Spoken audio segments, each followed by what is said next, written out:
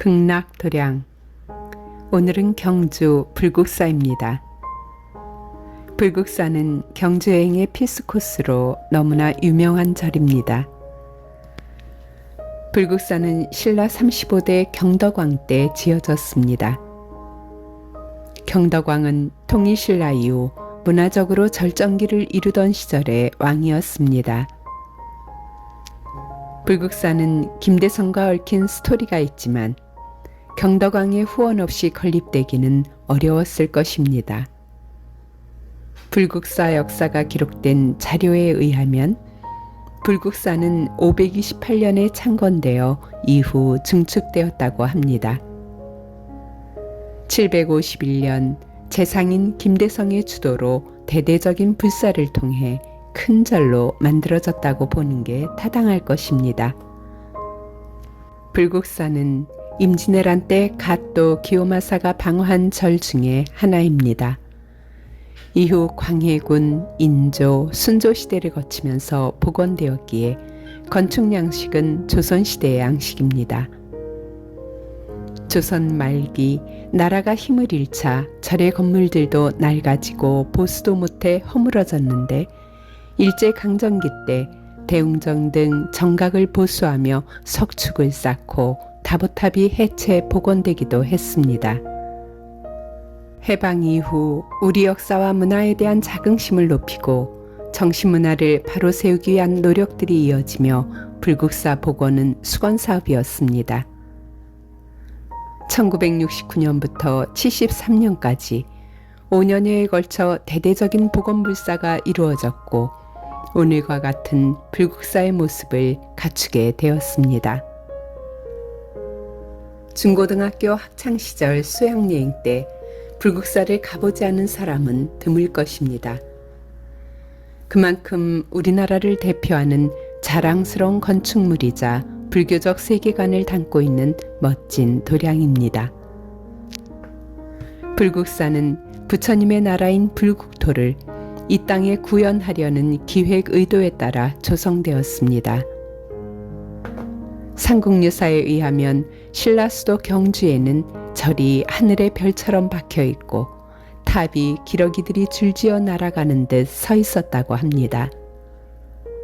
신라인들은 이 땅에 절과 탑을 통해 부처님의 나라를 구현하기를 염원했고 그 염원의 절정이 불국사의 창건으로 이어졌다고 볼 수 있겠습니다.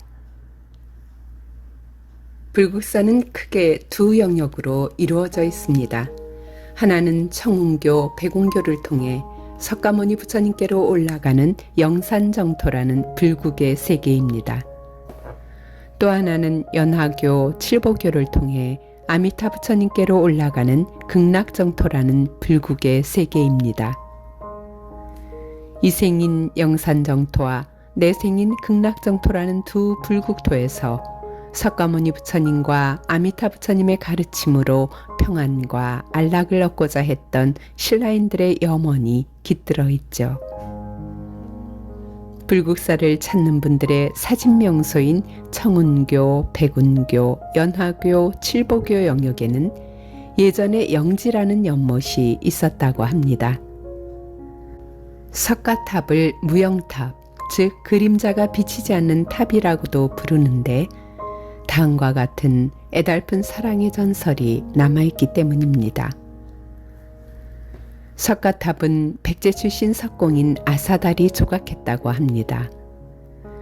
고향에서 남편 아사달을 기다리다 서라벌 불국사로 찾아온 아내 아사녀가 있었습니다.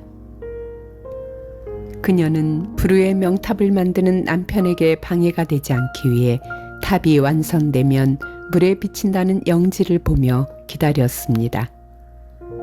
그러나 그리움에 지친 그녀는 영지에 비친 아사달의 환영을 보고 물에 뛰어들었고 뒤늦게 이 소식을 들은 아사달은 아사녀를 부르며 크게 울부짖었다고 합니다.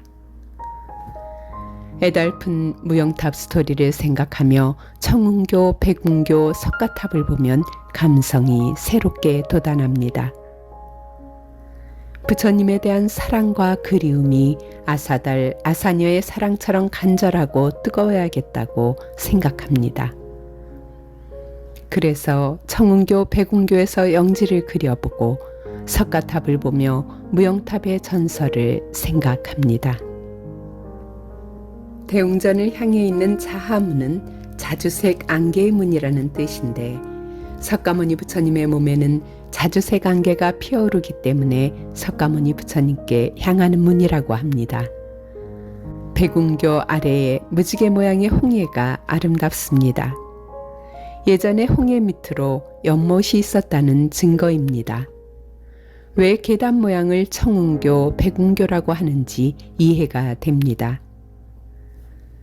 지금은 옆으로 돌아 대웅전으로 올라가지만 예전에는 청운교, 백운교를 건너 자하문을 지나 대웅전에 계신 석가모니 부처님을 만나러 들어갔습니다. 석가탑과 다보탑, 두 탑이 나란히 서 있는 이유는 법화경이라는 불교 경전에서 유래합니다. 석가모니 부처님이 이전에 과거 부처님 중에 다보열애라는 부처님이 계셨습니다. 다보열애 부처님은 내가 죽은 뒤 누군가 법화경을 설하는 부처님이 있다면 내 그 앞에 탑 모양으로 땅에서 솟아나 참으로 잘하는 일이다라고 찬탄하여 증명하리라는 서원을 세우셨습니다. 석가모니 부처님께서 영치산에서 법화경의 진리를 설하자 그 자리에 화려하게 장엄된 사리탑이 땅에서 솟아나오고 그 탑 안에서 다보 부처님의 찬탄이 울려나왔다는 법화경에 기반하여 석가모니 부처님과 다보열애 부처님의 두 부처님을 상징하는 탑입니다. 그 두 탑 사이로 대웅전이 있고 석가모니 부처님께서 법을 설하시는 것입니다. 법화경은 석가모니 부처님이 인도에서 태어나 80세로 열반에 드는 모습을 보이신 것은 중생들을 교화하기 위한 방편일 뿐 우리가 사는 이 세상에 언제나 상주하시면서 법을 펼치시고 계시다고 합니다. 그래서 깨인 눈으로 우리가 사는 사바세기를 통찰하면 석가모니 부처님의 불국토, 영치산을 뜻하는 영산정토라고 부르는 것입니다. 우리는 이 영산정토에서 언제나 석가모니 부처님과 함께하며 법을 설하고 계신다는 믿음과 안심을 주는 정각이 바로 대웅전입니다. 아미타 부처님이 계신 극락전으로 향하는 안양문으로 올라가는 연하교, 칠보교입니다. 사람들로 늘 붐비는 대웅전 영역과는 달리 극락전 영역은 조용한 편입니다. 극락전에 앉아 계신 아미타 부처님은 불국사 창건 당시 조성된 국보 금동 아미타 부처님입니다. 신라시대에 조성된 금동 부처님 중 현재 세 분이 남아 계시는데 아미타 부처님은 불국사 비로전의 비로자나 부처님과 더불어 가장 오래된 금동 부처님 중 한 분입니다. 아미타 부처님의 손모양인 수인은 9단계의 중생을 구제하는 구품인으로 형상화됩니다. 그중 지옥에 떨어지는 업보를 쌓은 하품 하생 중생을 구제하는 수인이 있는데 불국사 극락전 아미타 부처님이 맺고 있는 수인이 바로 하품 하생 수인입니다. 지옥에 떨어지게 될 악업을 지었다 해도 절망하거나 포기하지 말고 얼른 아미타 부처님을 찾아 염불하라는 것입니다. 어떤 중생이라도 극락세계로 인도하여 제도하고자 하는 아미타 부처님의 큰 자비와 사랑에 감업할 따름이지요. 극락전 뒤로는 비로전이 있습니다. 비로전은 법신 비로자나 부처님을 모신 정각입니다. 비로자나는 바이로차나라는 인도 산스크리트어인데 태양, 광명을 의미합니다.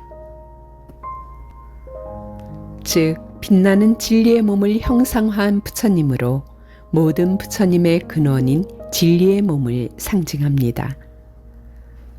금강산 최고봉이 비로봉인데 이 비로자나 부처님의 명호에서 나왔습니다. 비로자나 부처님은 독특한 직원인이라는 수인을 하고 계십니다. 가엾은 중생을 품어 안는 부처님의 자비를 상징합니다. 비로전 옆 불국사의 가장 은밀한 곳에 관음전이 있습니다. 관음전에는 천개의 눈으로 중생들의 고통을 관하고 천개의 손으로 중생들을 구제해 주시는 관세음보살님의 위실력을 상징하는 천수천한 탱화와 날렵하면서도 엄정한 기운의 관세음보살님을 모시고 있습니다. 중생들을 구제하는 관세음보살님의 위실력을 잘 느낄 수 있는 장소입니다. 불국사는 이처럼 여러 구역들로 나누어 불보살님의 세계를 정갈하게 잘 구현한 도량입니다. 경주에서 가장 높은 토암산 자락에 아름다운 회랑과 석축을 통해 여러 부처님의 나라를 자연스럽게 구획하여 나타내고 있습니다. 특히 아래의 자연석에 맞추어 위로 돌을 올리는 그랭이 기법으로 석축을 조성하여 정말 아름다운 도량입니다. 불국사는 이 땅을 불국토로 장엄하고자 했던 우리 신라 조상님들의 염원과 지혜를 잘 느낄 수 있는 도량입니다. 관광객으로 붐비는 불국사지만 조상님들의 염원을 느끼며 차분하고 정갈하게 불보살님들을 만나보시기 바랍니다. 부처님의 사랑과 자비를 느끼고 부처님의 크신 은혜에 감사하며 불자로서 어떻게 살아야 하는지 생각하고 서원을 가다듬을 수 있는 멋진 도량이 불국사라고 생각합니다. 마지막으로 신동엽 시인의 너를 새기련다라는 시를 통해 불국사를 조성한 우리 선인들의 꿈과 사랑을 느껴보시기 바랍니다. 너를 새기련다. 너를 조각하련다. 이 세상 끝나는 날까지, 이 하늘 끝나는 날까지, 이 하늘 다하는 끝까지 찾아다니며 너를 새기련다. 바위면 바위에, 돌이면 돌몸에 미소 짓고 살다 돌아간 네 입술, 눈물 짓고 살다 돌아간 내 모습.